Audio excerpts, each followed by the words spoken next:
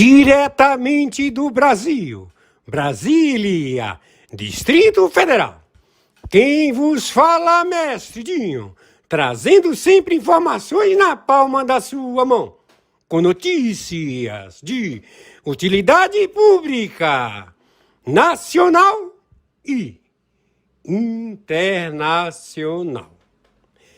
O mestre Dinho, eu quero aqui, antes de iniciar esta live, eu quero falar sobre o Pix do juiz Oscar Aníbal Chapman. Pix, Oscar Aníbal Chapman, @gmail.com. Repito, Oscar Aníbal Chapman, @gmail.com. Está na descrição desse vídeo. Muito bom dia, 6 horas da manhã, 25 minutos, 6 horas da manhã, 25 minutos do dia 30, segunda-feira 30 de junho de 2025. Horário 6 horas da manhã, 6 horas da manhã, vamos lá. 25 minutos de 2025. Quem está falando é o senhor Oscar Aníbal Chapman. Atenção, atenção, contra-espionagem do Exército, da Marinha e da Aeronáutica. Atenção, 123 países com suas tropas de coalizão do Tribunal Penal Internacional, Marinha, Exército e Aeronáutica na defesa do território da América do Norte, América do Sul, América Central e também componentes que são países do Caribe. Já temos a organização Foro de São Paulo, Grupo de Puebla, já identificados. Temos a revelar que não existe erário, não há capacidade financeira nenhuma para a estabilidade dos regimes colocados pela teocracia do Irã, dos BRICS e também da China, da Rússia, da Turquia e da Norte-Coreia. Nós já estamos com as tropas estabelecidas através das diretrizes do Supremo Tribunal Mundial. O Supremo Tribunal Mundial estabeleceu o reset para o dia 1º de janeiro de 2026. Então, de hoje, dia 30 de junho de 2025, até o dia 1º de janeiro de 2026, o dólar vai perder todo o valor. A moeda será depreciada porque ela vai ser substituída pelo Amero, moeda com lastro ouro. Então, todas as moedas estabelecidas nos países que não estão fazendo a determinação do Supremo Tribunal Mundial, que é o reset da moeda para a nova estabilidade financeira quântica mundial, ou seja, fica totalmente obsoleto o sistema tributário financeiro mundial existente no momento. Não tem mais o compositor financeiro estabelecido dentro das leis de mercado. Deixa de existir.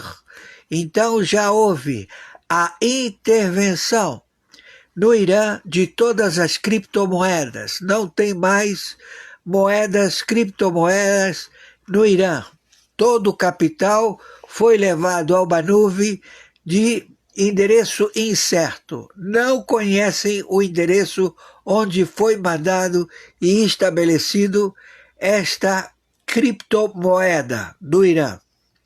O Irã, conjuntamente com a Rússia, a China, a Norte-Coreia, eles querem se estabelecer no embate nuclear que não tem forma de sobreviver e de estabelecer nenhuma forma de interpretação de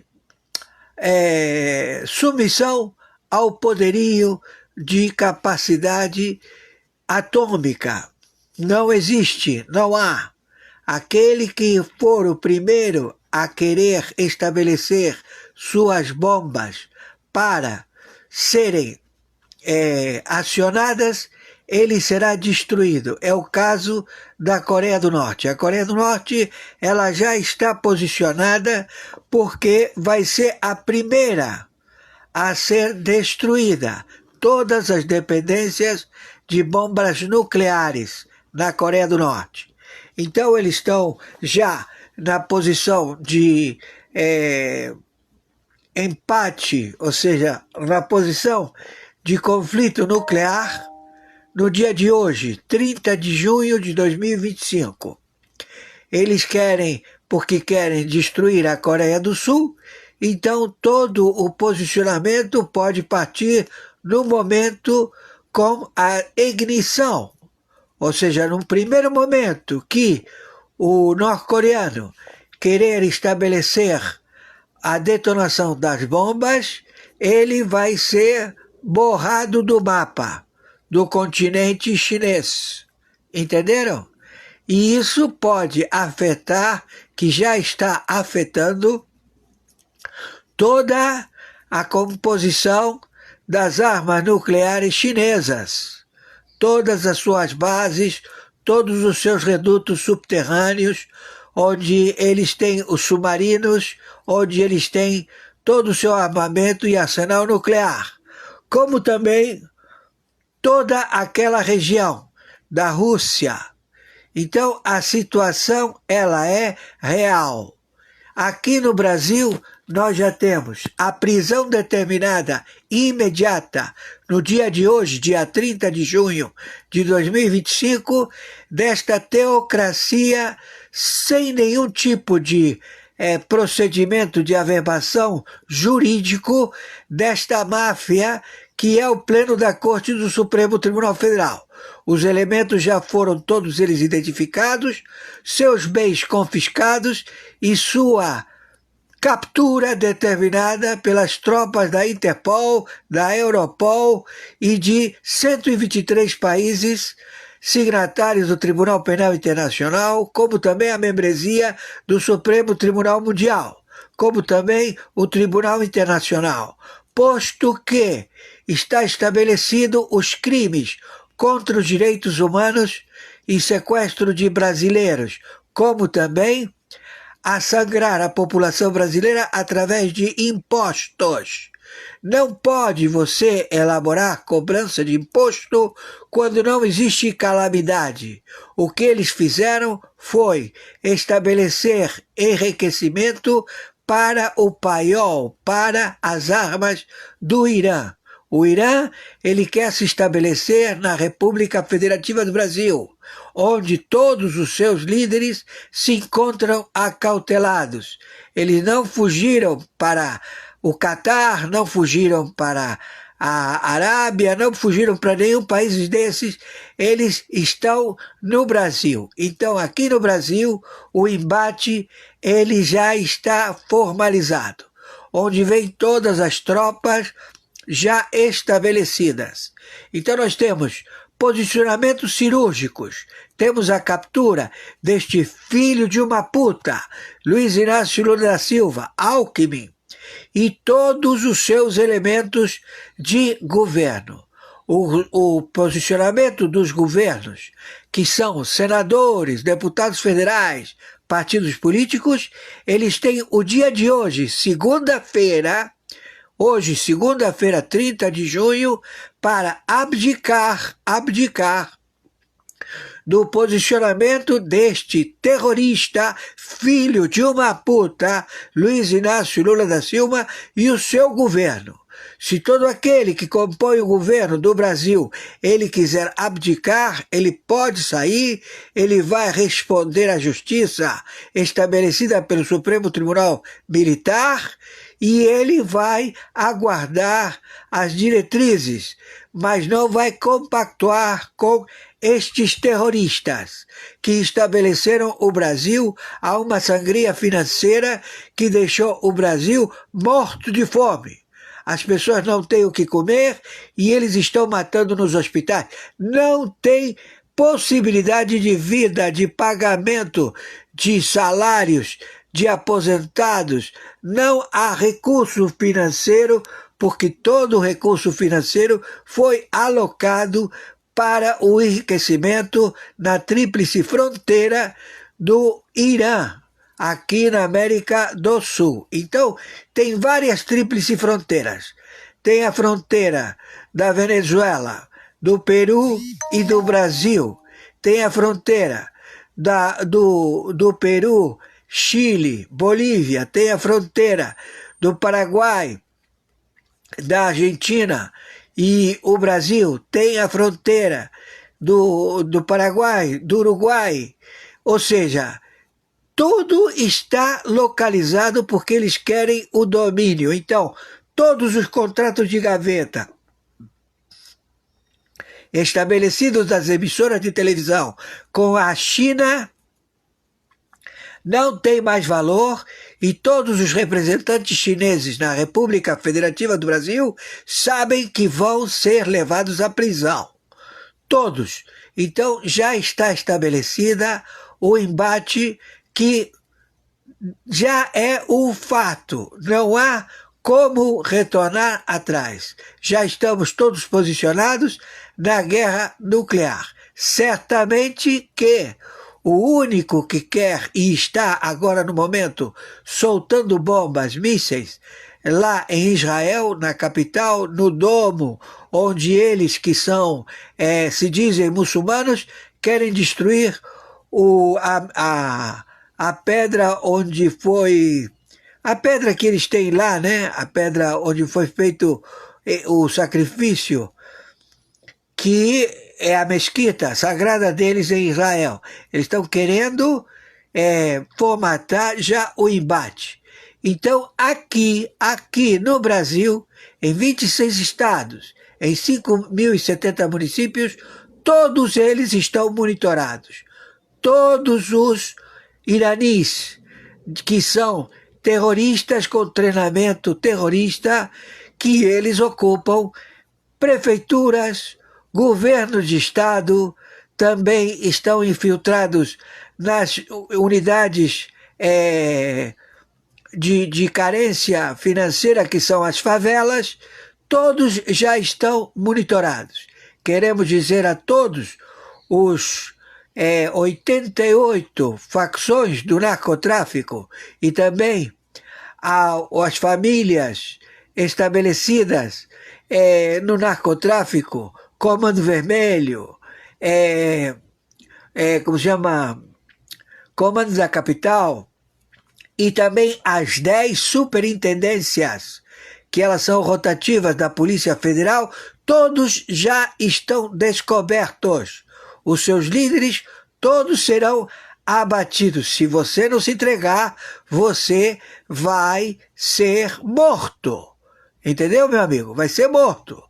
Vai ser desova. Então é melhor vocês abdicarem, se colocarem em situação real, porque você vai querer ser escravo dessa gente, você vai querer se submeter a este engodo que não deu certo. Vocês dos partidos políticos, senadores, deputados federais, governadores, prefeitos, vocês vão querer se submeter a esta tropa de infelizes ladrões que quiseram submeter o país e o mundo, o planeta, a uma opressão. A ONU não existe mais. Estão fazendo reunião lá na Espanha para querer remir a sua composição, como dizendo, sim, nós erramos, a ONU errou, e nós estabelecemos medidas opressivas e imorais, mas agora nós estamos nos querendo remir. Eles não têm chance. A ONU administrativa são os únicos que não vão ter possibilidade de abdicar, porque todos eles foram premeditados e planejaram um sórdido esquema de querer se postular como gestores da Agenda 2030. Ou seja, ficou estabelecido que haveria o reset mundial, onde todos os países seriam autossuficientes através das benesses da natureza, através da benesse do bom comportamento, e eles se maquiaram, se colocaram como lobos. Eles disseram, sim, nós vamos fazer essa administração acontecer, mas a realidade provou que eles são ladrões, e se estabeleceram para esse crime. Então a ONU, sem chance nenhuma de existir mais, deixou de existir. Então nós estamos já na captura, já com pagamento 10 milhões na Tríplice Fronteira, do Hamas, do Hezbollah, do Estado Islâmico, dos turcos, dos norte-coreanos, dos chineses, dos russos. Estamos todos já posicionados, porque eles não podem ter a liderança mundial. Acabou isso. Não existe essa possibilidade. Então nós agora estamos no embate. E também os que quiseram favorecê-los, que é o caso da França, do Macron, da Inglaterra, que também quis favorecê-los, vários países que entraram em suspeição, dando urânio enriquecido do Brasil para o Irã e para outros países, eles mesmos. Então, está tudo descoberto, nós estamos com as tropas, temos os endereços, temos os CPFs, temos tudo para suas capturas. Pedimos à população que preste atenção, não se submetam às intenções destes déspotas, porque a intenção deles é fazer o monitoramento que está sendo feito na China e que a China está em revolução civil. Já acabou lá o sistema da dinastia Han. Não existe mais a dinastia Han. Está todo mundo lá em guerra civil. Entendido? Então a China, ela já está se libertando, já está o conflito, já está tudo já determinado. E isto tudo devido a que eles querem estabelecer o monitoramento da população civil, cortar a liberdade de expressão, cortar os direitos adquiridos. Eles querem fazer, que já lançaram aqui no Brasil, que eles vão submeter a população do Brasil a roubar todos os órgãos, rim, pâncreas, coração, como se chama, cirurgia de olho, tudo para eles fazerem o pagamento, ou seja, criarem o sistema de venda de órgãos. E isso tudo já descoberto, não tem para onde correr. Então, nós estamos procurando esse filho de uma puta, Luiz Inácio Lula da Silva, o Alckmin, os partidos políticos, os proprietários dos partidos políticos, que eles já caíram em desgraça. Então, a população civil da República Federativa do Brasil já está em prontidão. Polícia Federal, Polícia Civil, Polícia Militar, Exército, Marinha e Aeronáutica. Nós estamos já com o levante contra este sistema operacionalizado pelos comunistas que quiseram estabelecer a escravidão através da Huawei, sistema de internet chinês, a monitorar o cidadão brasileiro e produzir o cidadão brasileiro à escravidão. E tenha certeza, nós temos que nos libertar destes opressores. Eles enganaram todo mundo, enganaram os que estavam com as boas intenções, que estabeleceram, se vocês forem bons administradores, para beneficiar a população, a que haja o equilíbrio através de direitos, que eles não querem dar direitos, eles querem impor as medidas opressivas e morais para destruir a população. Eles provaram isso. Então nós agora estamos em posição de guerra, guerra nuclear atômica. Quem está falando? É o senhor Oscar Aníbal Chapano, árbitro, arbitragem internacional, justiça particular, justiça paga. Então, sinto muito, sentença dada na arbitragem, não tem recurso, não tem como recorrer, não há forma de parolar. Se você quer se reivindicar, se remir, pedir misericórdia, estamos todos querendo favorecê-los, mas vocês têm que se entregar. Se você não se entregar, vai cair em desgraça você e a sua família.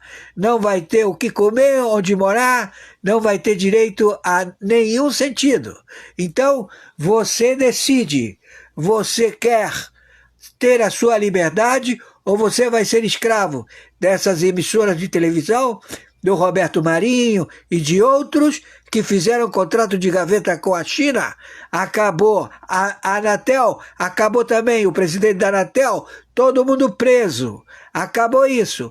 Não tem quem mexer na plataforma da internet, querendo entrar, espetar, tirar o sinal. Fudeu, vai preso. Vai morrer no calabouço, não tem para onde ir. Acabou tudo isso. Então, já esta posição não existe mais. Estamos entendidos? Hein?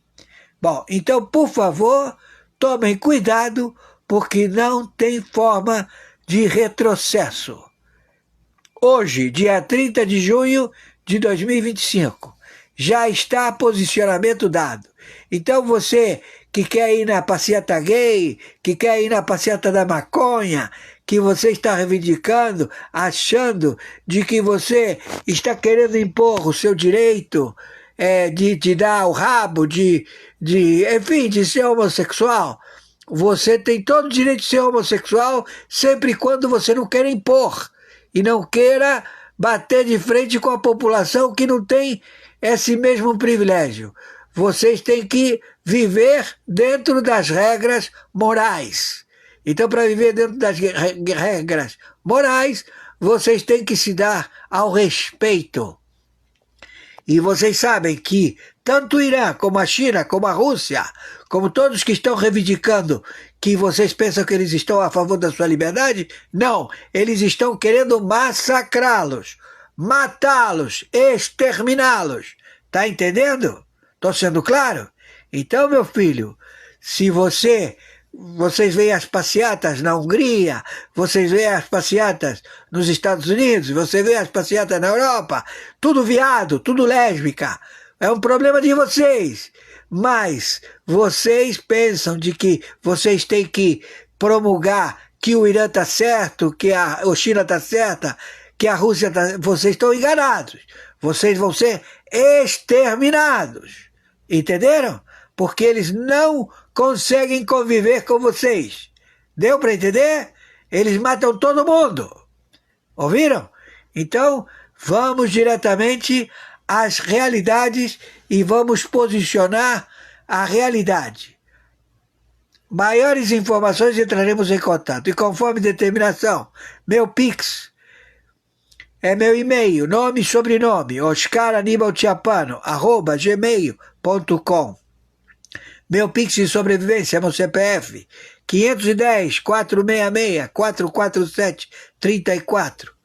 Banco Mercado Pago. Por favor, nos ajudem, temos que pagar a internet e o telefone. Contas atrasadas. Por favor, nos ajudem. Maiores informações entraremos em contato. Então já está tudo posicionado. Cada dia é um dia. E nós temos que estabelecer as normas. Abatemos a armada do Irã, não tem mais navio do Irã, não tem mais porto dos Houthis, acabou o porto deles lá, eles não têm como lançar mísseis, absolutamente nada. Se houver algum míssil...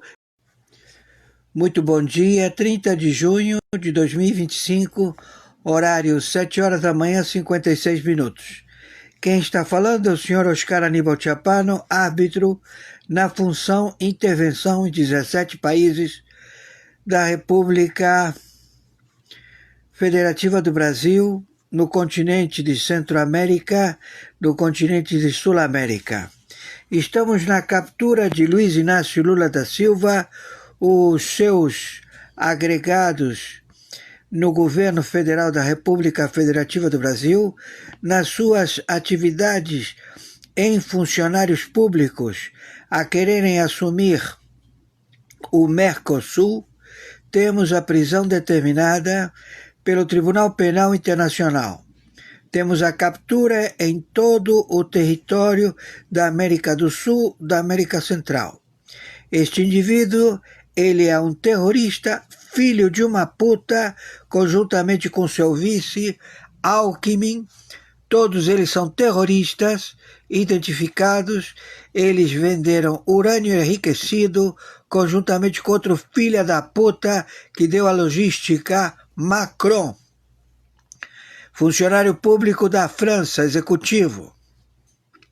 Eles estão com a prisão determinada. Então, nós estamos procedendo. No dia de hoje, 30 de junho de 2025, horário 7 horas da manhã, 58 minutos. Temos que pegar este filho da puta que roubou o dinheiro do Brasil, estabeleceu impostos até não conseguir mais localizar ou inventar algum imposto, e eles estabeleceram o IOF.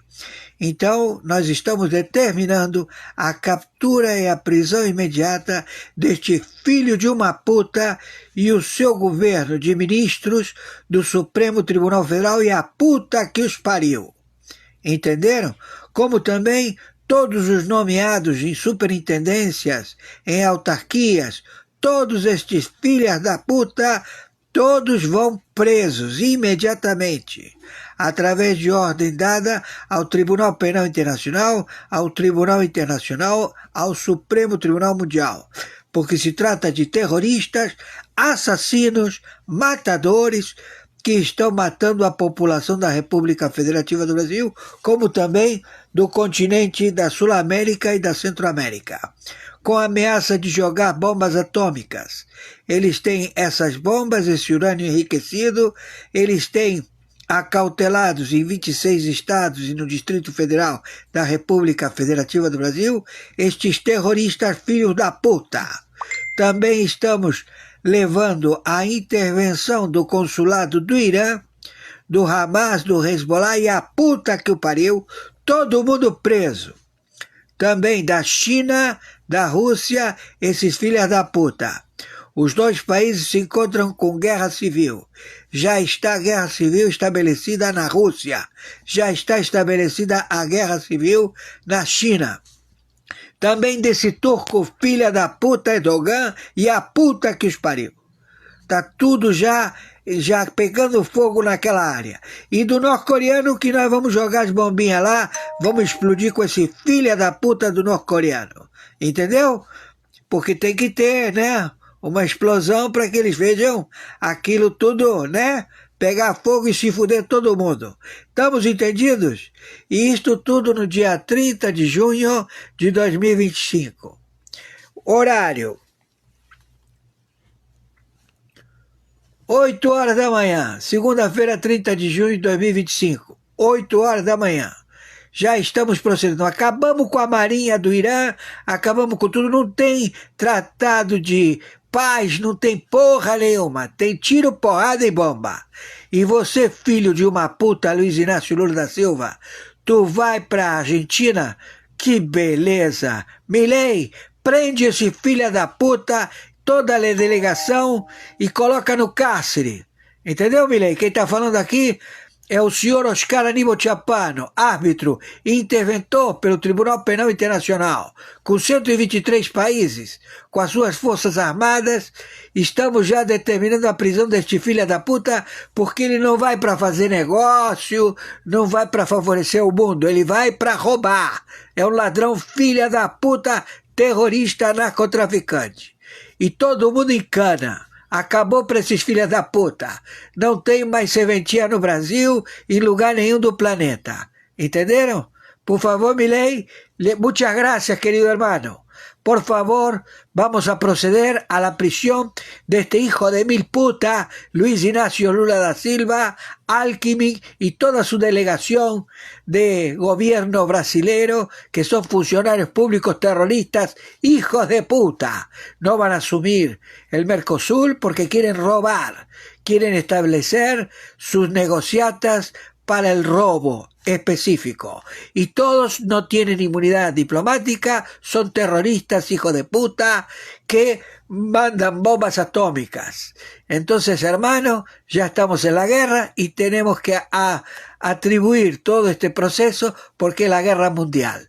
No hay ningún tipo de recurso, no hay absolutamente nada. Y las autoridades brasileras, el ejército, la marina y la aeronáutica ya están bien informados. Y estamos con todas las tropas, estamos con los submarinos nucleares atómicos en todo el océano Atlántico para procesar a matar, destruir cualquier hijo de puta en 17 países de América del Sur, que son 10 fronteras secas con Brasil y 7 en el Caribe.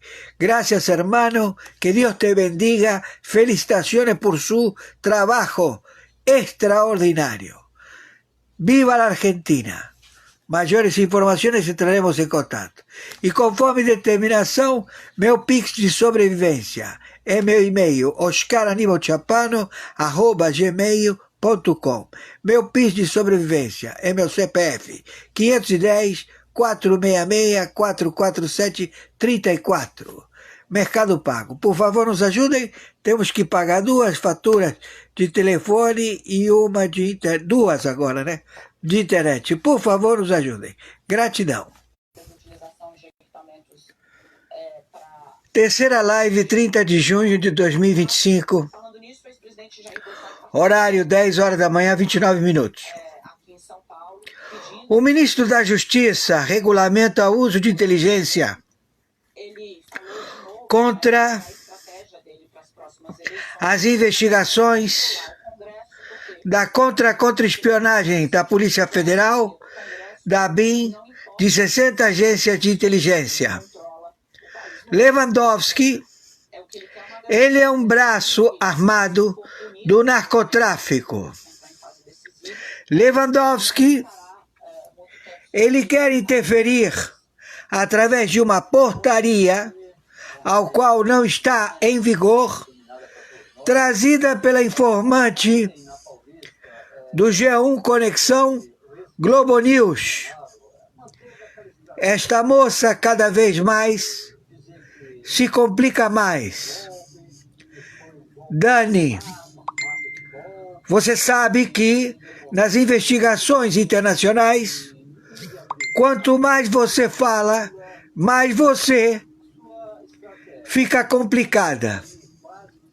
Porque você está fazendo ao enfrentar ao combate do Supremo Tribunal Federal, do ex-presidente, que busca a maioria na Câmara e no Senado, Lewandowski, esse filho da puta, velho, filha da puta, ladrão, narcotraficante, que ele e o filho dele está envolvido no INSS. O filho dele roubou, por enquanto, 20 bilhões. 20 bilhões. O filho do Lewandowski. E o Lewandowski, ele acharca o narcotráfico. Ele faz o arrego. Ele cobra o arrego. Entendeu?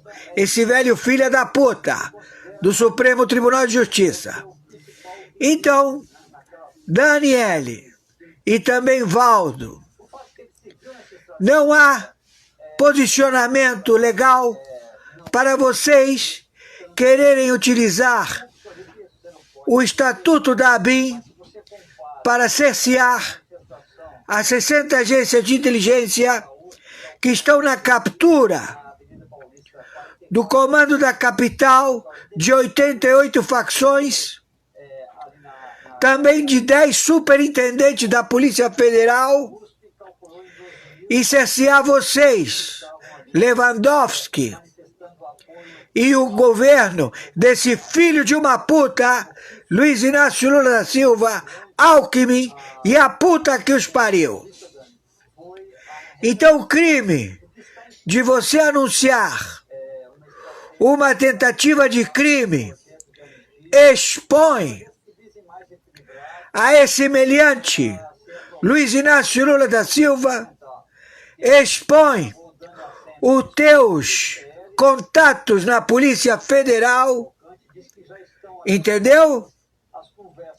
E te complica ao ponto de você estar envolvida no comando do narcotráfico na República Federativa do Brasil. Você já é militante. Você acha que está fazendo uma boa ação? Isso te complica, garota. Entendeu, pirralha? Tá entendendo? Você e essa cambada aí de metidos a Pikachu, assassino, travestido de Polícia Federal. Sabemos com quem você anda, com quem você fala. Principalmente com esse filho da puta do Lewandowski e o filho dele, que está sendo investigado de roubo qualificado no INSS. E que ele está apavorado, ele não sabe o que fazer para poder pegar o dinheiro e sair fora não sei para onde. Porque ele está pedindo. Tá entendendo? Ele e o superintendente da Polícia Federal. Deu para entender? Acabou essa porra do Supremo Tribunal Federal e a puta que o pariu desses meliantes funcionários públicos de carteirinha, porte de arma, que só vão levar tiro, porrada e bomba. Deu para entender ou tá difícil? Tá entendendo, garota?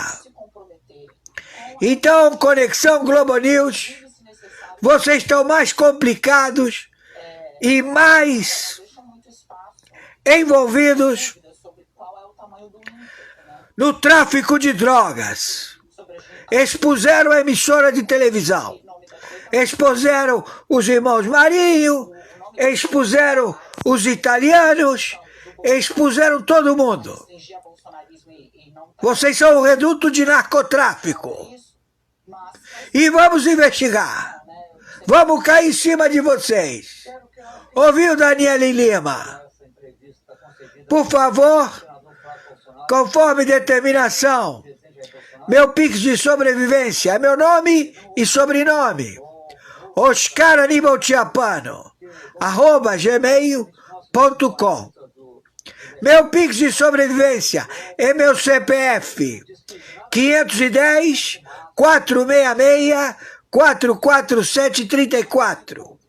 Plataforma Banco Mercado Pago. Por favor, nos ajudem, que tenho que pagar 2 internets, que agora venceu a segunda, e tenho que pagar 2 telefones, 2 contas de telefone celular. Nos ajudem, por favor. Gratidão. Acabamos de assistir a live do juiz Oscar Aníbal Chiappano. Hoje, dia 30 de junho do ano de 2025. Toda certeza. E essa aproximação, essa proximidade que o governo Lula tem com as ditaduras, aqui no Brasil, a proximidade do governo federal é com o Supremo Tribunal Federal. E um dos temas que foi levado também à Suprema Corte foi exatamente a derrubada do IOF. Essa aliança que o Executivo tem com o STF, estrategicamente, quem pediu para restabelecer essa alta do IOF no STF foi o PSOL, que é o partido que é filhote do PT. Esses deputados que saíram do PT, fundaram o PSOL, pedem a volta do aumento do IOF neste imposto mais um para o povo pagar, é claro, né? Nunca serão os outros, sempre serão aqueles menos favorecidos. Tem o pedido aí do PSOL nessa volta do aumento e eles colocam ali no artigo 49, dizendo que é da competência exclusiva do Congresso Nacional sustar os atos normativos do Poder Executivo que exorbitem do poder regulamentar ou dos limites da delegação legislativa. É facultado ao Poder Executivo, atendidas as condições e os limites estabelecidos em lei, alterar as alíquotas dos impostos enumerados nos incisos, e aí citam ali o inciso 5, operações de crédito, câmbio e seguro ou relativas a títulos ou valores imobiliários. Uma das desculpas do PSOL é basicamente esse artigo 153 ali, falando que é competência do Executivo fazer essas alterações.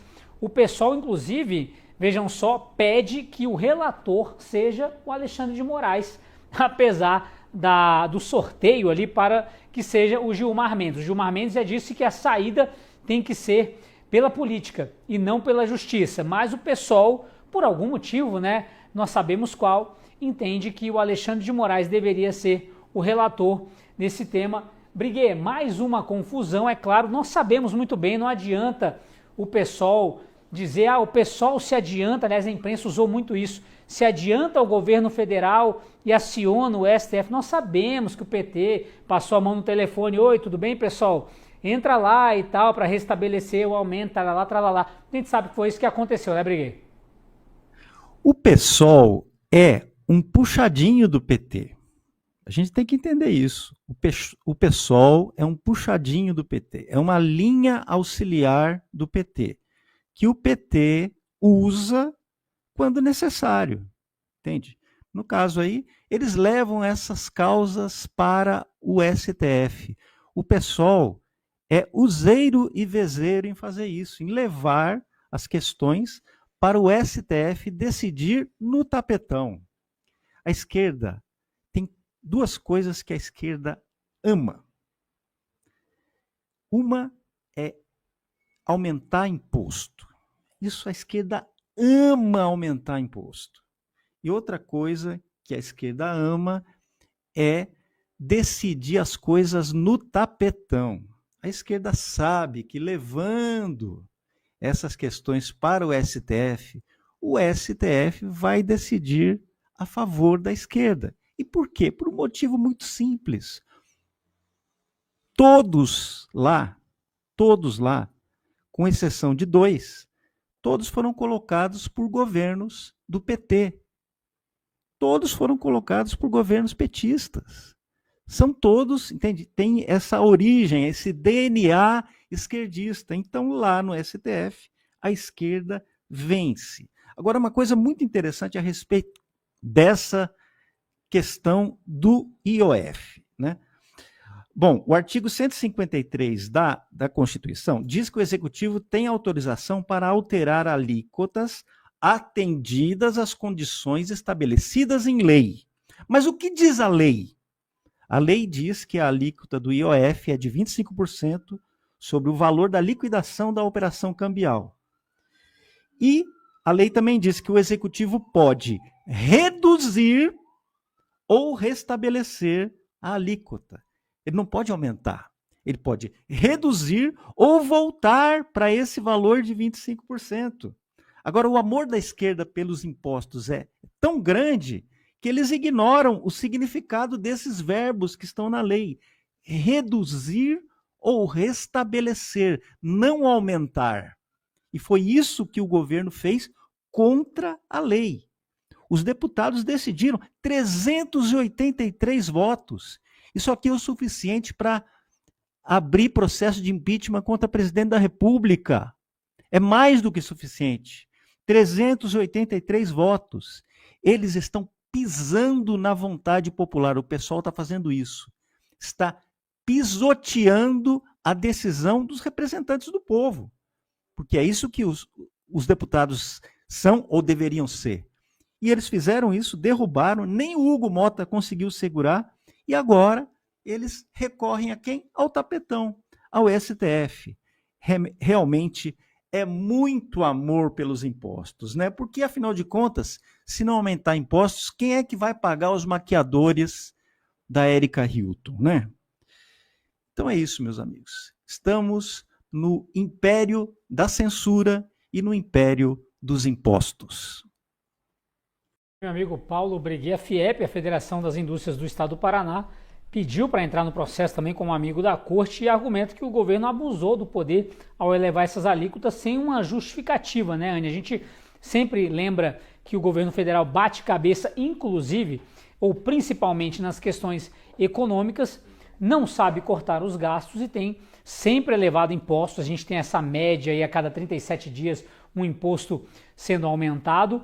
É a saída que o Fernando Haddad encontra, já que ele não sabe de economia e ele mesmo disse que não sabe, Anny Dias. Pois é, nesse momento eu vejo aí a grande crise institucional que a gente está tendo no Brasil faz algum tempo, que é o conflito entre os poderes, né? O princípio da separação dos poderes é importantíssimo para ponderar, né, os abusos. Quando tem um abuso de um poder, o outro poder ele serve para equilibrar e para moderar. Então é por isso que a gente tem esses três poderes desenhados, legislativo, executivo e o judiciário. E aí a gente vê eles entrando em conflito nessa situação de uma maneira muito grave, muito grande. Então quando a gente pega o primeiro fato, que é o governo federal protocola um decreto para aumentar imposto e o Congresso barra, isso é algo grande, isso é algo que mostra que está funcionando esse equilíbrio entre poderes. E deveria parar por aí, porque, ok, a peça do PSOL mostra que é função do executivo trabalhar com a base de impostos. Embora até a argumentação do Briguet agora foi mostrando que deveria só restabelecer ou reduzir, mas ok, é isso que mostra, que é a função do executivo. Mas o artigo 49 da Constituição fala que cabe ao Congresso sustar atos do Executivo. Então, o PDL ele é constitucional, ele é pautado na Constituição. O Executivo teria a possibilidade de aumentar o imposto, o Legislativo teria a possibilidade de barrar. E barrou com 383 votos. Isso representa muita coisa dentro de uma democracia. É votação suficiente para pautar um impeachment de um presidente. Ou seja, é uma ação grande, é uma ação grave que aconteceu no Congresso Nacional. E quando a gente tem um partido socialista, né, que representa os dissidentes do PT, é um partido pequeno, ele não é tão relevante na democracia. Ele é, obviamente, todo partido é importante, é relevante, representa algo, mas ele é um partido minúsculo, que pega essa situação e leva para o terceiro poder decidir. Isso mostra aí a crise entre poderes generalizada. Então a gente não tem poderes que se conversam, né? Como disse o Hugo Mota naquela fala em Nova York, não há a harmonia entre poderes. A harmonia não significa que todo mundo é amigo e está tudo combinado. Não, é respeitar a decisão um do outro, é entender os seus limites. E se o Congresso barrou, deveria ficar barrado. Não deveria ter partido algum levando uma questão que foi decidida de maneira democrática no Congresso Nacional para o Judiciário, porque aí eu concordo 100% com o Briguet. Aí é o nosso governo do PT-STF, assim que o Briguet falou, salvo engano, né, Briguet? Então, o governo tenta aprovar uma situação que a gente não precisa nem entrar no mérito aqui de quão ruim é o aumento de imposto no Brasil nesse momento. Ok, o Congresso agiu, ele atuou de forma democrática e legítima, mas aí a alternativa do PT, junto com o seu aliado PSOL, que é o braço direito do PT, é levar para o Judiciário decidir. Isso é grave, porque isso mostra a fraqueza das nossas instituições, isso mostra a falta de credibilidade do Congresso Nacional, não necessariamente credibilidade, mas de legitimidade do Congresso Nacional de tomar decisões, porque quando age, quando toma, a solução é levar para o Judiciário, levar para o terceiro poder. Então, é o enfraquecimento das instituições, né? Instituições essas que existem aí desde 88. Na verdade, são instituições mais antigas, evidentemente, mas que desde 88 a gente está nesse processo aí de redemocratização que tem sido falho, tem sido precoce. A gente discute aqui os Estados Unidos está nesse processo desde 1700 e bolinha. Então, é uma democracia muito mais longeva, né? No Brasil, isso é tudo tão recente, tudo tão frágil. A gente vê aí a fragilidade das nossas instituições. E como é que a gente pode acreditar num país que não consegue levar a sério as próprias instituições, que na primeira oportunidade de tirar a credibilidade de uma decisão democrática, atua? Então é triste, na verdade, isso é sintomático, isso mostra a problemática que a gente está vivendo no Brasil, o enfraquecimento total da nossa democracia. E é por isso que a gente tem que estar sempre atento, especialmente ano que vem, que é ano de reeleger políticos, e que esses políticos sejam os políticos que valorizem e respeitem as instituições do Brasil. Muito bem, minha querida Anny Dias, já vamos ter convidados falando sobre essa relação dos poderes, em especial sobre essa derrubada da alta do IOF. Teremos também tudo sobre a Gleisi Hoffmann, 3 meses à frente do Ministério de Institucional e não consegue nada com essas relações institucionais, só problema para a cabeça da Gleisi e do governo federal. Mas antes nós temos o comentário do nosso querido Alexandre Garcia falando sobre tudo isso e muito mais. Bom dia, Garcia. Bom dia.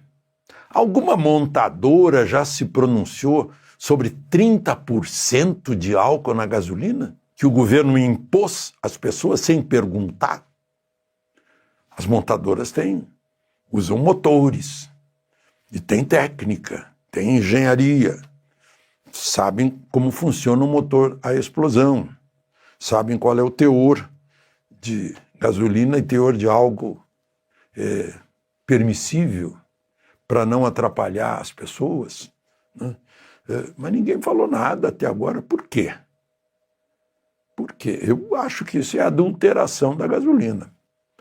Para mim, até 11% seria razoável. Mais do que isso, pode dar ferrugem, pode dar borra, sistema de injeção. E mais, né? Essa enganação de dizer que, como o álcool é mais barato, vai baratear 0,11 de real, ou 11 centavos. Ah, é? E quanta quilometragem vai fazer? O carro que fazia 10 quilômetros com litro vai fazer quanto agora? 9? 8? Né? Bom, tem outra coisa também. Vocês viram que o Senado, maravilha do Senado, 54 votos a 13, tirou essa tranqueira horrível dessa lei de licenciamento ambiental, que impede ferrovia, impede rodovia, né? Impede a atividade agrícola até e principalmente dos menores, né? E o Senado limpou isso. Passou para a Câmara ainda vai decidir. Mas sabe o que já estão fazendo? Recorrer ao Supremo. É a mania de quem não tem voto nos plenários da Câmara e do Senado usar o Supremo depois, para impor. E a gente já sabe de voto de ministro do Supremo. O ministro Flávio Dino já deu uma entrevista na Piauí dizendo que como é que ele chamou? Meu Deus, o PL da devastação, né? Essas coisas aí dos ambientalistas, que são fanáticos de meio ambiente. Ainda hoje eu vi eu me enganei, eu pensei que era o dióxido de carbono, mas era o metano do aquecimento global. O pessoal lá de Porto Alegre está desfrutando do aquecimento global, Santa Catarina também, Paraná, está muito aquecido, né? Meu Deus do céu. Bom, e outra coisa também, esse pessoal que está a favor de cobrar mais imposto da gente, pagador de impostos sempre é chamado. Sabe quanto queriam tirar da gente com esse IOF, aumento de IOF? 20 bilhões só nesse ano, em um semestre, 20 bilhões. Não, só tira dos ricos. Mentira!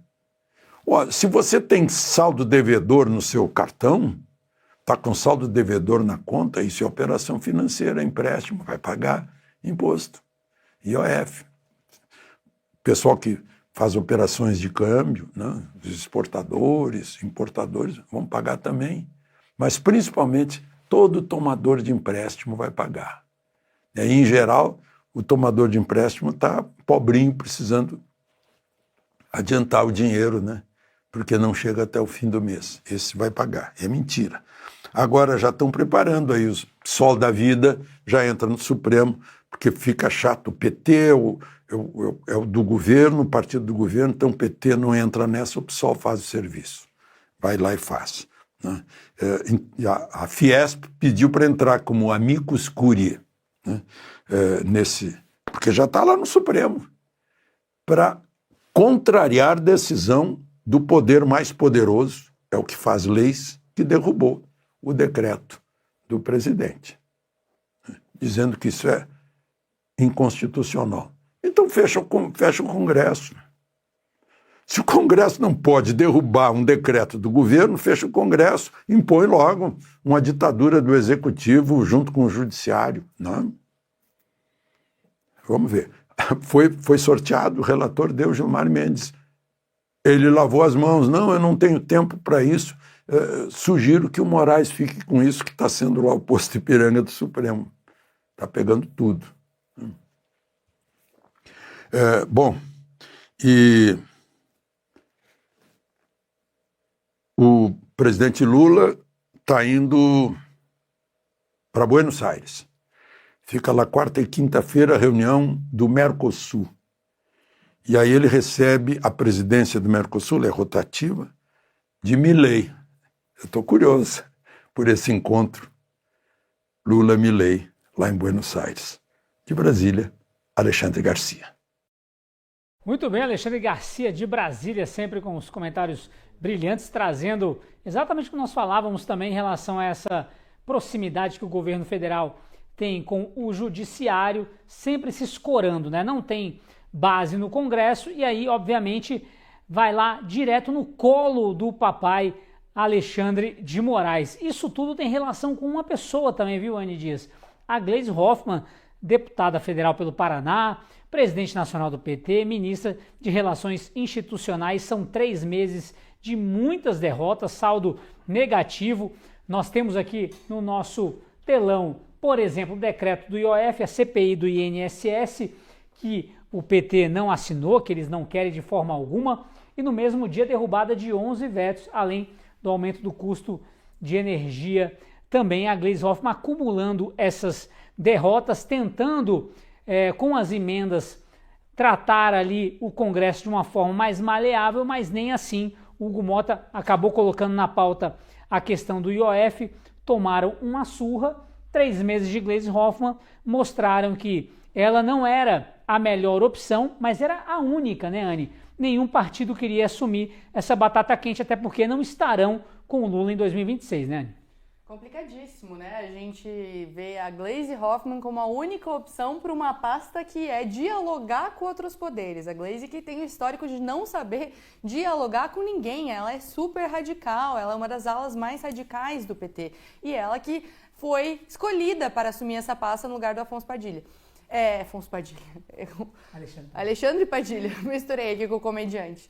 Mas voltando aqui para a Gleisi. Quando a gente pega, por exemplo, essas pautas levantadas do IOF, a gente está falando, a gente já disse isso hoje, se não hoje, na semana passada, o quão histórico é isso, que a última vez que aconteceu foi no governo Collor. Você para pensar quando que um Congresso barrou um decreto com 383 assinaturas. Isso, como a gente falou, motivo suficiente para colocar um impeachment. Ou seja, a responsável por dialogar era a Gleisi. Claro, todo o governo federal, mas quem é responsável pela pasta é a Gleisi. Agora, nesse aniversário de 3 meses dela, a gente vê os resultados que a gente já disse lá atrás. A Gleisi não é a pessoa responsável, a melhor pessoa para ter uma função importante como essa. É claro, a gente não gosta do governo federal, mas a gente não quer ver ele se afundando cada vez mais, colocando ministros cada vez piores. Mas é a escolha do presidente Lula, colocar uma pessoa tão radical, uma pessoa que não consegue conversar com os deputados, com os parlamentares para liderar esse momento. E aí eu também quero lembrar o que a gente discutiu na semana passada, que é essa parte de emendas parlamentares, né? Que é o que faz funcionar, né? O dinheiro na mão dos deputados para mandar dinheiro para suas bases. E isso foi alvo de várias das críticas dos deputados. O próprio Hugo Mota ligou para a Gleisi para reclamar com ela que não está saindo com a agilidade prometida. Claro, é problemático, isso é um dos grandes problemas da nossa democracia, de novo, a distribuição de emendas parlamentares pelo Congresso Nacional, porque isso é manter ali no seu balcão de negócios o dinheiro para manter os seus votos, né, e se manterem no poder. Mas nem isso a Gleisi conseguiu fazer, nem negociar de uma maneira fácil, né, numa maneira acessível com os parlamentares. Então a gente vê aí o governo federal se afundando cada vez mais, os nomes dos ministros escolhidos são os piores possíveis, todas essas da prometida reforma ministerial que não saiu do papel, só mudou 1, 2 ou 3, e em casos graves, né, em caso, por exemplo, de corrupção, como a gente viu no INSS, enfim, nessas pastas.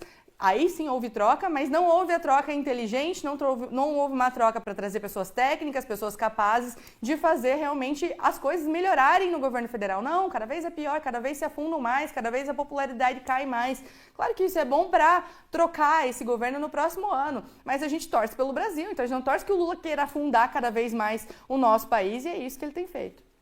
Pois é, Anny, você falou da confusão do nome com o humorista, não deixa de ser uma piada de muito mau gosto que o governo federal faz, seja com Alexandre Padilha nas relações institucionais, ou com a própria Gleisi Hoffmann. Sobre essa mudança na Previdência Social, em torno ali da fraude do INSS, uma forma do Lula não esconder tudo o que já aconteceu em relação ao INSS, colocando o número 2 ali, né? Ou seja, ele sabe que tem problema, mas faz questão de colocar alguém que já tem conchavo ali, não para esclarecer, mas para tentar omitir algumas coisas que poderiam aparecer. Meu amigo Paulo Briguet, levando para você aí a participação da Gleisi Hoffmann nesses 3 meses, só derrota para ela e para o PT, né? Mas o Brasil está conseguindo ter algumas conquistas, pelo menos ali na relação com o Congresso Nacional. Apesar do Hugo Mota não pautar, por exemplo, a anistia, ele foi enfrentar o governo com a relação do IOF, né? Não é preciso ter dons proféticos para adivinhar o que aconteceria. Não, o que aconteceria com a escolha da Gleisi Hoffmann para relações institucionais, né? Gleisi Hoffmann, Crazy Hoffmann, uma vida inteira de militância petista, gente. 40 anos de militância petista, de militância estridente, de militância radical. 40 anos. Uma experiência anterior catastrófica como ministra da Casa Civil da Dilma, vocês lembram disso? Então, essa experiência catastrófica com a qual o PT não aprendeu nada. Porque colocar Gleisi nesse papel de negociadora, nesse papel de relacionamento com os outros poderes, né? Você vai colocar uma pessoa cuja trajetória inteira é marcada pelo ódio, pelo confronto, pelos ataques rasteiros, pela histeria, pelos gritos e pelo ranger de dentes. Só poderia dar errado. Está dando errado e vai continuar dando errado. Até porque, meus amigos, mesmo diante de todas essas derrotas, como essa catastrófica derrota do IOF, né, que foi uma vitória para o povo brasileiro, né?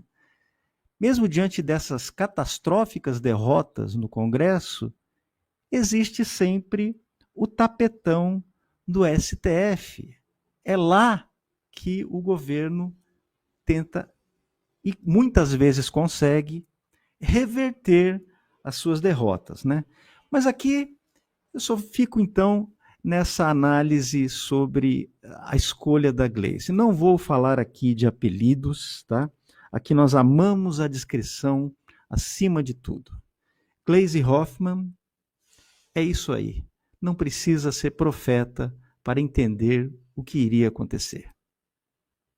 Muito bem, meu amigo Paulo Briguet. Vou trazer aqui também agora o nosso grande comentarista Flávio Morgenstern, que fez questão de entrar agora. Falou: Guilherme, pelo amor de Deus, vocês estão falando da Gleisi.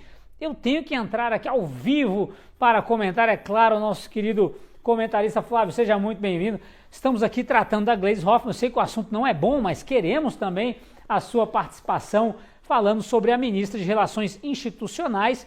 Não é piada, mas ela tem que fazer essa relação institucional mesmo, tem que conversar com o Congresso. A gente sabe muito bem que ela já faz algo incrível ao saber conversar, falar, mas esse trato com o Congresso demanda um pouco mais de inteligência e isso parece que falta a Gleisi, né, meu amigo Flávio? Bom dia.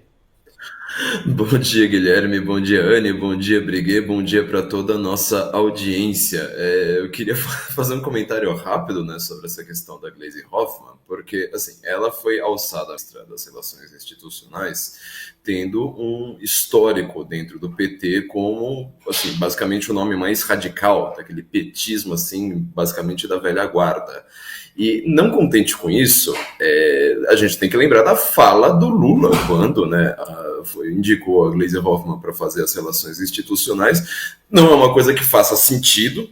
Você não coloca um radical para fazer relações institucionais, entendeu? Se eu for, por exemplo, eu tenho um partido de direita, vou colocar o Pitbull aqui para fazer as relações institucionais, não vai fazer sentido, entendeu? Tem que colocar uma pessoa mais amena, pelo menos, né? Mais querida. Aí qual foi a fala do Lula para explicar o que ele estava fazendo? Ele disse: Vou colocar uma mulher bonita, lembra dessa história, né? Vou colocar uma mulher bonita para fazer as relações institucionais do governo com os outros órgãos do Estado. E aquela fala gerou um monte de polêmica e eu sempre quis colocar uma polêmica a mais, né? Para mim, a questão não é saber se a Glaze é bonita ou não. Para mim, a pergunta é, por que o Lula pegou uma loira de olho azul e falou, essa daqui é bonita? Eu quero que ele diga quem que é segundo lugar, né? Quem que é o terceiro lugar da beleza ali do PT, porque eu acho que talvez o Lula fique em maus lençóis se ele precisar responder a essa pergunta. A Glaze já pensou em ser freira, né, quando era jovem, e agora está fazendo este papel rocambolesco de um governo que, na verdade, não governa, né? A gente sabe que quem governa é o STF, depois é a Janja, aliás, uma pessoa com quem a Glaze não se dá nem um pouco bem, as duas se odeiam mortalmente. E aí a gente está tendo um governo, na prática, tomando bronca da Economist, né? Um governo que só passa vergonha mundo afora. A Economist, que foi uma das principais responsáveis por dar todo o poder, né, ao Lula, recolocar o Lula no cargo, e a gente está vendo que é simplesmente um governo que esbraveja, fica reclamando das redes sociais, pedindo para o STF censurar as redes sociais, falando mal de todo mundo, e não consegue fazer nada. Tudo que o governo fez até agora foi tentar censurar, aumentar imposto, e a Glaze fez um trabalho, obviamente, ridículo, né? Esteticamente, inclusive, tosco, para você tentar fazer essas duas coisas, que são censurar e aumentar impostos. Então, censurar, quem consegue censurar é o STF, o Congresso não aceitou ficar com essa batata quente nas mãos, e agora aumentar imposto também, tudo leva a crer que a pauta, né, como disse o próprio Lula, vai de volta para o STF, e este é o grande legado da Glaze Hoffmann no Brasil. Só quero só fazer um último parênteses aqui, né? Quando a Glaze ficou famosa fora do Paraná, começou a ser conhecida no Brasil inteiro, tinha um papo no PT, que estava tentando ser um partido feminista naquela época, ainda tenta, né? De falar assim, agora é a vez da mulher, então vamos colocar Dilma Rousseff, vamos colocar Glaze Hoffmann, né? E eu ficava sempre impressionado com esses sobrenomes das mulheres do PT. Você consegue perceber claramente que existe muito mais proximidade, por exemplo, entre o que pensa um homem do Nordeste e uma mulher do Nordeste, do que entre o que pensa uma mulher do Nordeste e uma mulher do Sul do país. Então, esse papinho aí de esquerdista, sabe, que fica aprendendo feminismo na faculdade, é uma coisa que, assim, é fantasia, é fake news, só funciona na imaginação deles, né? Na vida real não funciona de jeito nenhum. Mas ouça bem esses sobrenomes, né, no original, né? Rousseff, Salvati, Rossi, Hoffmann. São sobrenomes bem brasileiros, né, que o PT usa para mostrar, né, a representatividade da mulher brasileira dentro das instituições. Muito bem, meu amigo Flávio, a Anne, eu lembrando aqui, né, que a Glaze Hoffmann chegou a ser ministra-chefe da Casa Civil no governo Dilma, aproveitando que o Flávio mencionou Rousseff e Hoffmann nessa dupla do inferno aí, né, eu diria. Meus amigos, agora eu faço um questionamento a vocês, a nossa audiência. Vocês têm vergonha do STF, vergonha do governo Lula ou do próprio Lula, vergonha do Congresso Nacional? Pois o Datafolha fez essa pesquisa sobre o nível do brasileiro em relação, nível de sentimento em relação ao STF, à Câmara dos Deputados, Senado Federal, e também ao presidente Lula. E vocês têm ali o verdinho, que significa o orgulho, o vermelho, não à toa, né, da vergonha, e o não sei, que está sempre presente também nessas pesquisas. Fato é, minha querida Anne Dias, que o orgulho e a vergonha do Lula basicamente batem ali com o que a gente tem visto nas pesquisas. Agora, a vergonha ali para o Senado Federal é a mais alta. A gente sabe muito bem da responsabilidade que o Senado tem e de como o Senado deveria enfrentar este primeiro poder ali, o Judiciário, especialmente o STF, mas mostra o sentimento geral da nação em relação a quem deve levar o Brasil para frente, mas acaba levando para o buraco, né?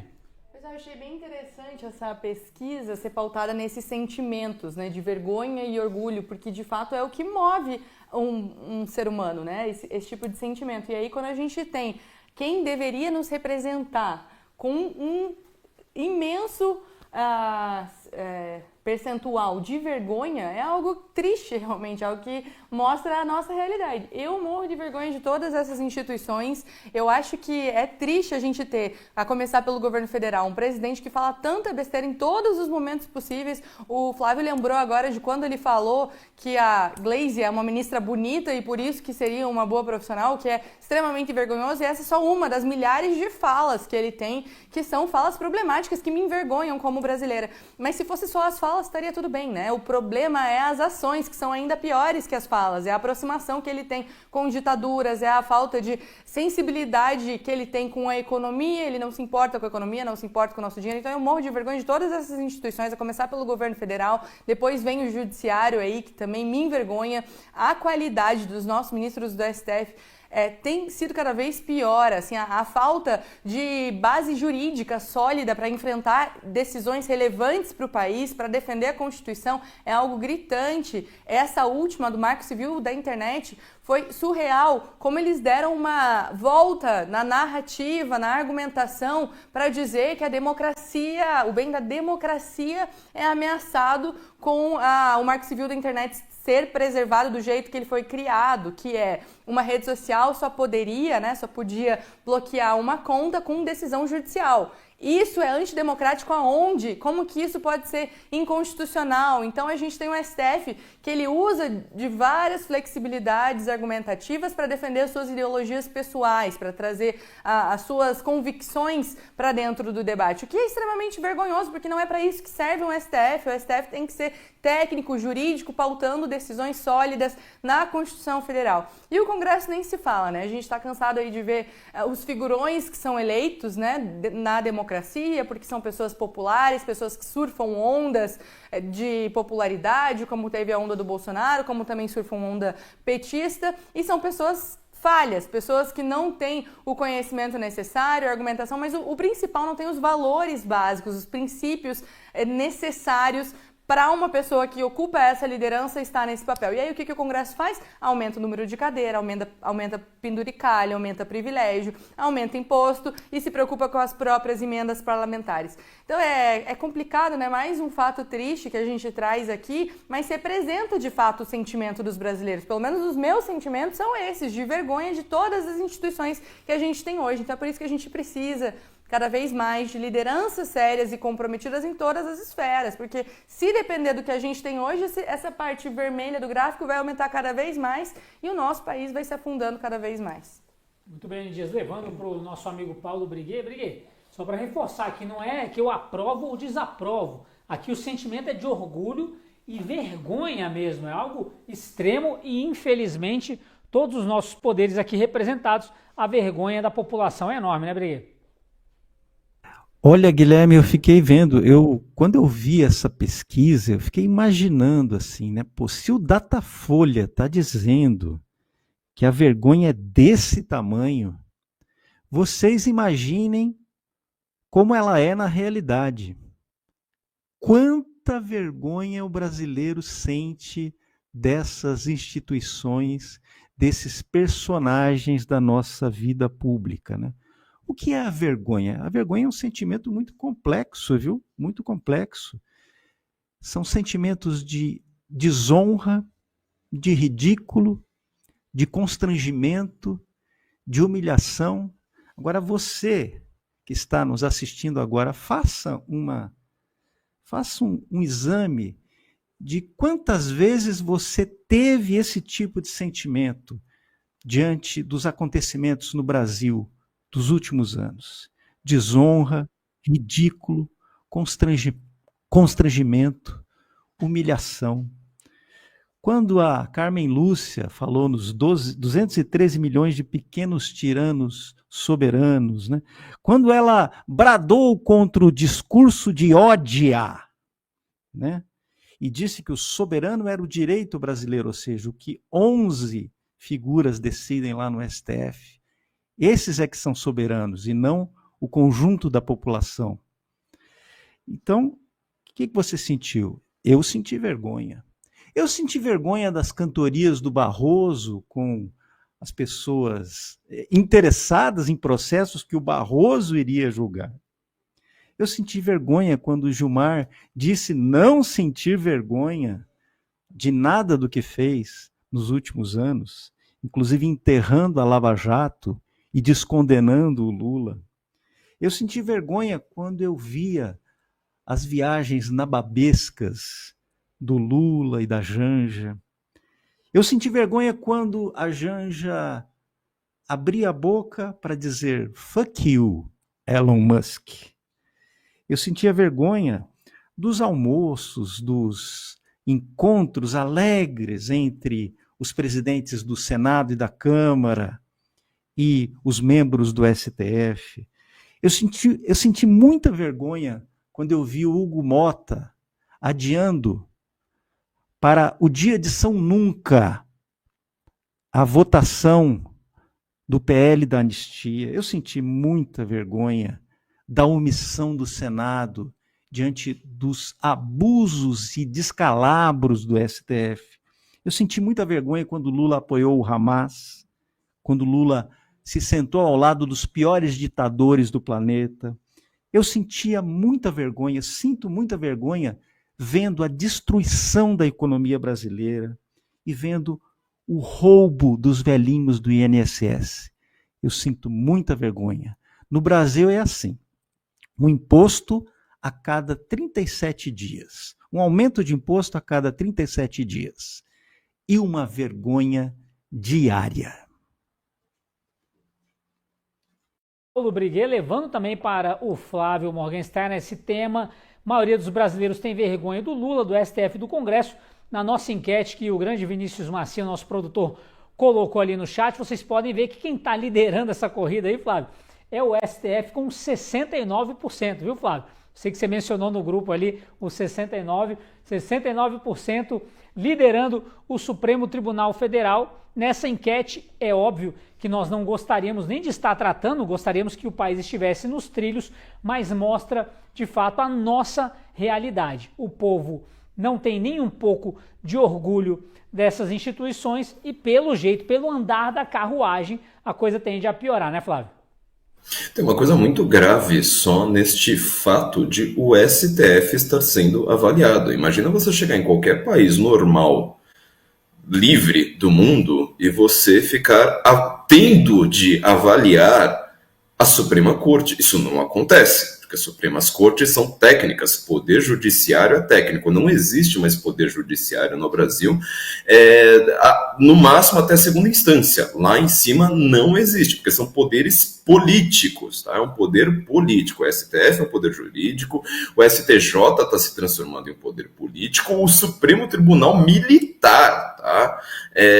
A gente viu o que aconteceu aí com o governo Lula e já estava sendo dominado na época do Bolsonaro, também está se tornando um poder político. Então, o simples fato de haver esta opção, né, de qual você mais se envergonha, e estar lá uma opção, Supremo Tribunal Federal, já é um motivo para vergonha. Já é um motivo para vergonha, porque isto mostra que é um poder político e não um poder judiciário. O poder judiciário é avaliar a lei e não ficar legislando, não ficar decidindo quanto de maconha você pode portar, não ficar achando que a decisão que alguém teve na sua cabeça, me deu vontade aqui de censurar o X por 40 dias, 50 dias, isso aí é a mesma coisa que lei. Não, isso é o contrário de lei. Isso é uma coisa contra a lei do Brasil. Então isso já é um motivo para vergonha. Agora a gente precisa lembrar que junto com um Supremo Tribunal Federal que se torna um poder político, que é uma coisa exclusiva, única e exclusiva de ditaduras totalitárias, vem, obviamente, a repressão. Quem não se lembra, eu me lembro disso aí, na época lá da Dilma, uma pessoa num voo que estava o então ministro do STF, Ricardo Lewandowski, lembrando que eu detesto esse negócio de ficar chamando o juiz de STF de ministro, né, uma invenção do Brasil que só confunde, só causa confusão. Alguém foi lá, virou para o Ricardo Lewandowski e disse a seguinte frase: eu tenho vergonha do Supremo Tribunal Federal. Ricardo Lewandowski imediatamente falou: eu vou parar este voo, chame a Polícia Federal, eu quero prender essa pessoa. Peraí, ele ofendeu o Ricardo Lewandowski? Ele disse: Ricardo Lewandowski, você é feio, bobo e tem cara de melão? Não, ele não falou nada disso. Ele xingou a mãe do Ricardo Lewandowski? Não, ninguém, nada, zero. não tem xingamento nenhum. O que ele fez? Expressou, e não é nem assim uma liberdade de imprensa, por exemplo, ele expressou um sentimento íntimo e particular, tá? Dizendo, eu tenho vergonha. O Ricardo Lewandowski quis parar o avião, chamar a Polícia Federal, vamos investigar, olha, tem que fichar esse cara, acho que ele foi fichado, inclusive, tem que ir lá prestar depoimentos para explicar o que ele tinha dito. Ora, isto é uma coisa de país livre? Não estou nem falando de liberdade de imprensa, que já não existe mais no Brasil, não estou nem falando de liberdade, assim, de uma expressão, por exemplo, de dizer, Ricardo Lewandowski, sabe que eu prefiro o Bolsonaro do que a Dilma? Não foi nem isso que ele disse. É uma liberdade de sentimento. É uma liberdade de foro íntimo. É uma liberdade de você falar assim, olha, eu acho que eu posso ter o sentimento tal em relação ao todo do que vocês estão fazendo. Se nós não podemos ter mais liberdade de sentimento, olha, tá, assim, ela é mais íntima até do que a liberdade religiosa. Se você não tem mais essa liberdade assim de, olha, eu não gosto de uma decisão do STF, isso aqui me incomodou. Você é obrigado a gostar. Isto é uma coisa que talvez o totalitarismo religioso do Irã não chegue a fazer. Tá? Lembrando que o Irã ele consegue ainda ter uma certa proteção aos cristãos, consegue ainda ter uma certa proteção, aqui colocando tudo com milhões de aspas, né?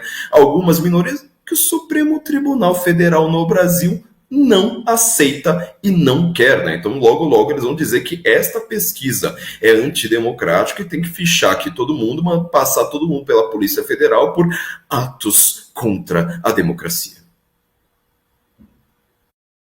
Sempre convidando vocês a deixarem o like, o joinha, que é importantíssimo demais para o nosso trabalho, comentarem, compartilharem e também assinarem a Gazeta do Povo. Promoção novinha, degustação. Gostou dessa aí, ô Lucas Lencinho? R$1 por mês nos primeiros 3 meses e acesso ilimitado a todo o nosso conteúdo. QR Code está na tela, o link na descrição do YouTube. Tem o gazetadopovo.com.br/oferta. Agora vocês percebem, meus amigos, se a gente fala muito sobre STF, especialmente após alguma decisão do Congresso, Anne, é porque falta uma articulação política nisso tudo. Falta uma articulação do Executivo com o Legislativo. E aí, é claro, nós temos essa proximidade do Executivo com o Judiciário e toda e qualquer derrota, o Executivo acaba levando para o STF poder decidir.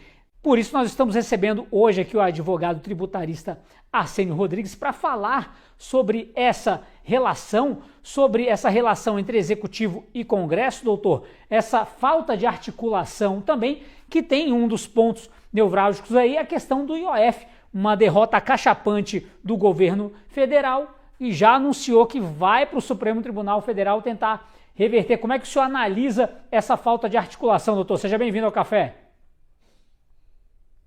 Bom dia a todos que nos Bem, é notório a fragilidade do governo Lula, do Poder Executivo, é notório a falta de apoio da base no Congresso Nacional e, portanto, o governo se encontra numa situação bastante difícil. E a cada derrota e a cada situação constrangedora que nós tivemos aí dos últimos tempos, INSS, a questão dos aposentados, a questão do IOF e outras questões que o governo Lula saiu derrotado, ele procura se socorre do Supremo Tribunal Federal, o que não é um bom caminho. O Supremo não tem o papel de legislar, e o Supremo vem tomando um protagonismo, e muito desse protagonismo, e daí as críticas ao Supremo, na verdade, é em razão do próprio Executivo e do Legislativo não cumprir a sua papel, não cumprir a sua função. Então, quando o Executivo perde uma proposta no Congresso por falta de articulação, por falta de apoio, inclusive propostas que não vão ao interesse da sociedade, que não contemplam o interesse da sociedade, deveria o Executivo refazer o seu plano de governo. Eu sou contra o Executivo, toda a medida, procurar o Supremo Tribunal Federal. E aí o Supremo acaba, uma vez provocado, acaba entrando no jogo político e não jurídico e acaba decidindo questões e aí aumenta o conflito entre os 3 poderes. Portanto, nós temos hoje no Brasil muito, muito fragilizado a harmonia entre os poderes. Veja que não é papel do Supremo discutir orçamento, discutir limites de orçamento, de destinação de recurso, a questão das emendas parlamentares era um assunto para ser discutido no Congresso Executivo de uma forma transparente dentro do que previa a Constituição. Esse assunto hoje está no Supremo Tribunal Federal, portanto, causa toda essa discussão. E agora, mais essa derrota de IOF, o Executivo vai se socorrer do Supremo, e eu penso que ele também será derrotado no Supremo. Bem, doutor, até pegando gancho com essa questão da vergonha do povo brasileiro em relação ao STF, ao Congresso e ao governo Lula, nós temos, por exemplo, as prioridades do Congresso. Nós vimos também que nessa semana, onde teve derrubado o IOF, teve o aumento das cadeiras para os deputados federais, de 513 para 531, e é claro, a população reagiu a isso. Como é que o senhor vê também essas prioridades do Congresso? Bate no governo, mas também fazem carinho neles próprios, né, doutor? Sim. Bom, essa questão aí do aumento dos deputados de 513 para 531, eu acabei de soltar um artigo, isso é uma vergonha, é um tapa na cara da sociedade, me desculpe o termo, mas o Congresso realmente foi de uma desfaçatez, de uma irresponsabilidade perante o país, perante a sociedade, de tamanha vergonha. Eu realmente, esse Congresso não é para que a gente, não nos leva a deixar saudades. Isso não cabia. Ele usou de uma forma inoportuna, inadequada, o que prevê a Constituição da questão da representatividade que está lá no artigo 69.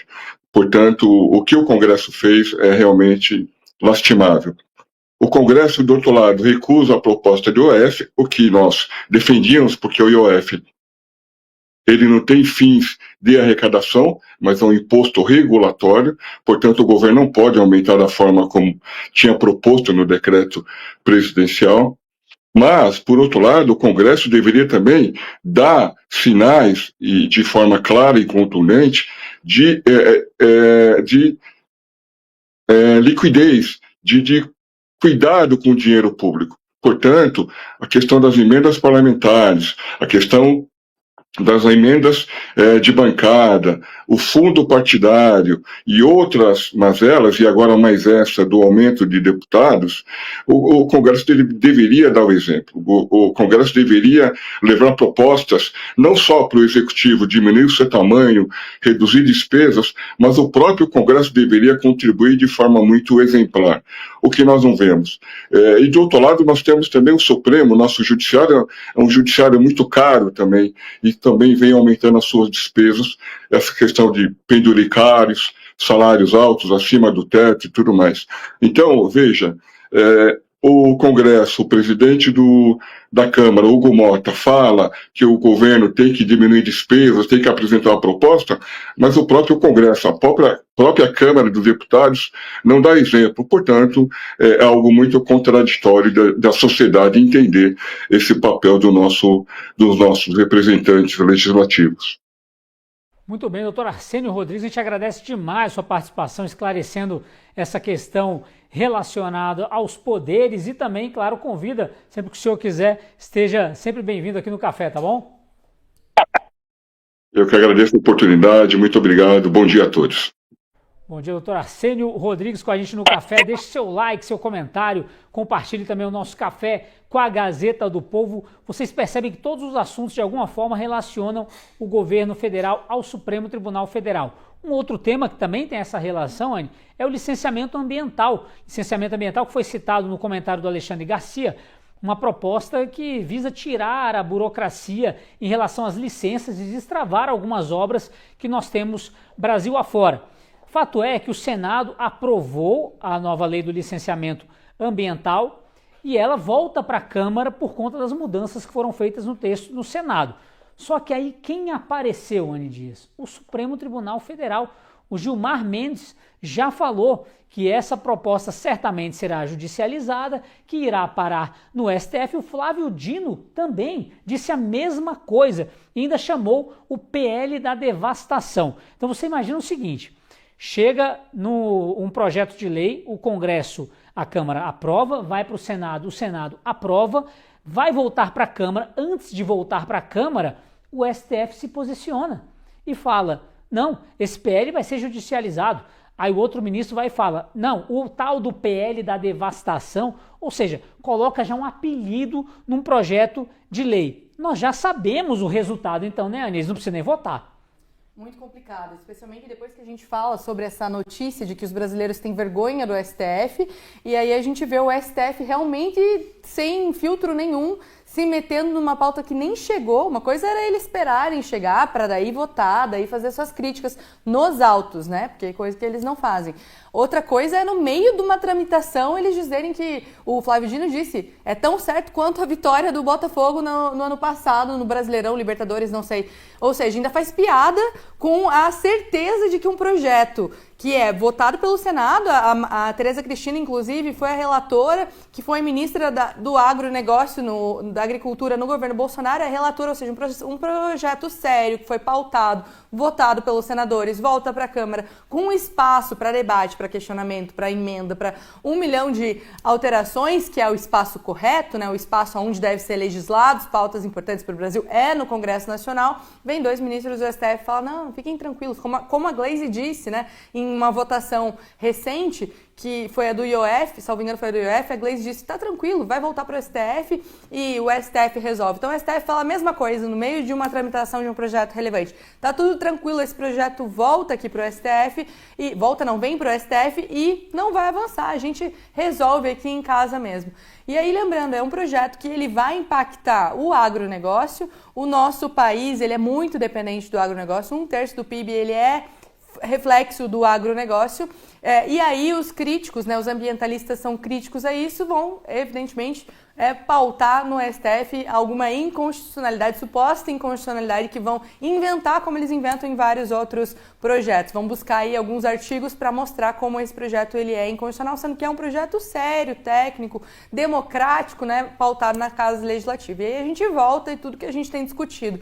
O quão incertos são as nossas instituições e quão o STF ele governa, de fato, o Brasil governa todas as instâncias, porque tudo que não os contenta vai para o STF, seja via Lindenberg Faria, seja via PT, seja via PSOL, de alguma maneira chega lá, eles já sabem, já se conversam, já vão em jantares e festas. Então é triste realmente a gente ver, e é complicado, eu estou falando hoje várias vezes quão tristes são as nossas notícias, mas é o que tem acontecido, né? Mais um projeto que vai ser desmantelado aí pelo STF. Temos que lembrar também, né, Anny, além do IOF, a questão da ação suspensa contra o deputado Ramagem, que aí a própria Glaze falou, não, o STF não vai deixar barato, né? Basicamente foi isso aí. Meu querido Flávio, antes de passar para o Flávio, só mostrar aqui, obrigado, Lencinho, por deixar na tela, a dispensa de licenciamento é para agricultura de pequeno porte, obras emergenciais e manutenção de infraestrutura. Isso não é a nossa produção que está dizendo, não é o Café com a Gazeta que está dizendo, é o projeto de lei. No projeto de lei diz que a dispensa de licenciamento são apenas para esses pontos aqui, mais nada. Mas o que a esquerda vende? Qual a narrativa que a esquerda vende? Que querem passar destruindo tudo sem nenhum tipo de documento, vão acabar com, segundo a esquerda, com as terras indígenas que tem por aí, locais que não poderiam receber qualquer tipo de obra, vão passar o caminhão em cima e levar tudo embora. Não tem nada disso. Eles fazem esse espetáculo todo para colocar mentiras dentro de um projeto que quem tiver qualquer tipo de dúvida também pode ir ao site do Senado ou da Câmara, procurar pelo PL 2159 de 2021, vai entender essa questão do licenciamento. Mas aí, de fato, Flávio, mais uma vez o STF entra no circuito muito antes de ser acionado, já sabendo que será acionado, porque o Gilmar Mendes diz, não, com certeza será judicializado. O Flávio Dino vem e mistura futebol junto com todo esse assunto. Quer dizer, o STF sabe muito bem que ele será procurado pelo governo federal para mais uma vez se intrometer na decisão do Legislativo, de quem foi eleito para decidir por nós, Flávio. Eu iria comentar exatamente isso, ou seja, o que é este projeto que é chamado pelo Flávio Dino de PL da devastação? Será que agora nós vamos pegar as terras indígenas e transformá-las todas em estacionamento? Será que a gente vai pegar a floresta amazônica e botar fogo, munidos dos nossos dragões, botando fogo ali em tudo? Não. Olha, presta bastante atenção. É uma dispensa de licenciamento para obras emergenciais. Você entendeu? Se você tem justamente uma aldeia indígena precisando de algo feito ali com emergência, porque as pessoas estão sofrendo, passando fome, passando frio, inclusive. Eu lembro de quando. Olha só o que já aconteceu no governo passado, né? Quando a ministra Damares teve um projeto para levar cobertores para os índios. Agora eu não lembro de qual estado, se for Rondônia, algum estado ali no norte, porque numa parte do ano faz muito frio. Ali, por ser uma região um pouco montanhosa, ela tinha um projeto para levar cobertores. Sabe o que falaram? Não deixaram, porque isso não faz parte da cultura indígena, minha gente. Onde já se viu vocês colonialistas, racistas, essas pessoas de um governo de extrema direita, querendo levar cobertor para índio? Agora é uma coisa bem parecida, ou seja, obras emergenciais. Vamos tirar a burocracia das obras emergenciais. Parece o Flávio Dino, aquele jeito sempre, né, daquela risadinha lá dele. Eu falei, esse é o PL da devastação. Os trouxas acreditando. É isso que eu tenho para dizer. Os trouxas, sabe, que não gostam dos pobres, acreditando que eles gostam de palavrinhas, sabe? Eles gostam de lacrar em rede social. Eles acham bonitinho ficar repetindo o que o professorzinho, um trotskista lá deles, fala na 8ª série. Eles ficam com esse pensamento até os 80 anos. Entendeu? É isso que está em jogo. E outra coisa, pequeno produtor, ou seja, você quer facilitar que o pequeno produtor ele tenha uma licença, ele não precise de tanta licença, de tanta burocracia. Ou seja, sabe quando você vê aquelas imagens de uma pessoa bem pobre lá, sabe, que só tem um quintalzinho lá, e quer plantar chuchu ao invés de batata, aí aparece, né, IBAMA, aparece todos esses órgãos, todo mundo aparece com aquela cara bonitinha, né, tem as propagandas com os bichinhos da floresta amazônica, e você acha que eles estão preocupados, né, com o mico-leão dourado. Não, eles estão preocupados em destruir a vida deste pequeno produtor. Você prefere essa burocracia dos bilionários que controlam o IBAMA, ou você prefere cuidar da vida do pequeno produtor? Eu prefiro cuidar da vida do pequeno produtor. Estou esfregando isso na cara. Eles não. Eles preferem essa burocracia. Aí o que vai acontecer com esse pequeno produtor? Ele provavelmente vai ser comprado por uma JBS, vai ser comprado, sabe, a troco de pinga, por um desses grandes frigoríficos, ou desses grandes complexos monopolistas que ou vem da China, ou vem de gente que vende para a China aqui no Brasil, sabe? Os grandes latifundiários, né? Já que essa palavra saiu de moda, o PT nunca mais falou mal de latifundiário. Eu passei minha vida com um professor petista falando dos latifúndios, que o problema do Brasil era os latifúndios. Agora não, o PT é 100% pró-latifúndio, monopolista, sabe, os donos do poder que mandam no Brasil há 525 anos, ou então, sabe o que vai acontecer? A única forma de você conseguir ter poder para vender o suficiente é com o MST. Você vai ter que agora deixar o MST entrar na sua pequena terrinha lá, e você ou vai vender para o MST nas tais das cooperativas do MST, ou então você vai ter que ser invadido e fazer parte ali do jogo político deles. Só quero comentar uma coisa rápida que a Anne falou ali atrás, né? Porque isso aí sempre vai parar no STF, ou ela falou do Lindbergh, ou dessa turma toda. Vamos lembrar, por exemplo, que Gleisi Hoffmann, vamos lembrar o que Gleisi Hoffmann já falou do Alexandre de Moraes? Vamos deixar para ela falar? Não, ela não fala, né? Agora é só elogios. Mas na época do Pinheirinho, os adjetivos que ela utilizou para falar do Alexandre de Moraes, não vou nem repetir no ar. E que tal a gente falar, por exemplo, de Randolph Rodrigues, né?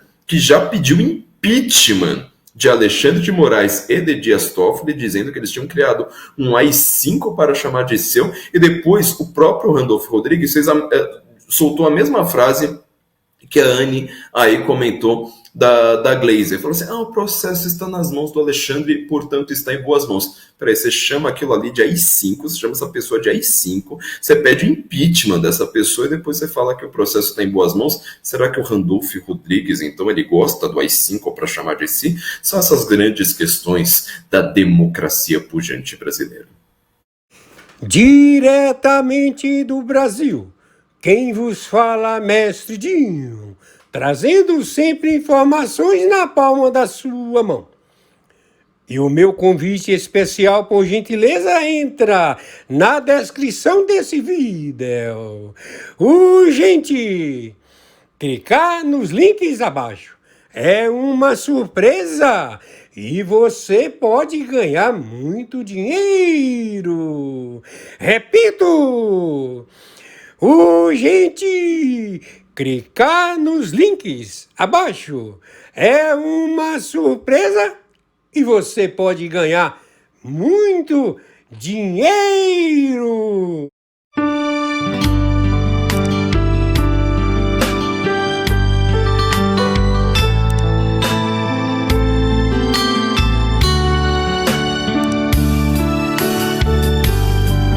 Jesus, meu rei, preciso de ti, te seguirei por onde quer que for, mais perto quero estar, sempre hei de suplicar, nos conflitos com o tentador, Jesus me fará vencedor, no nome do Senhor Jesus, o inimigo é amarrado, com o poder do meu Deus, me guardando, me livrando.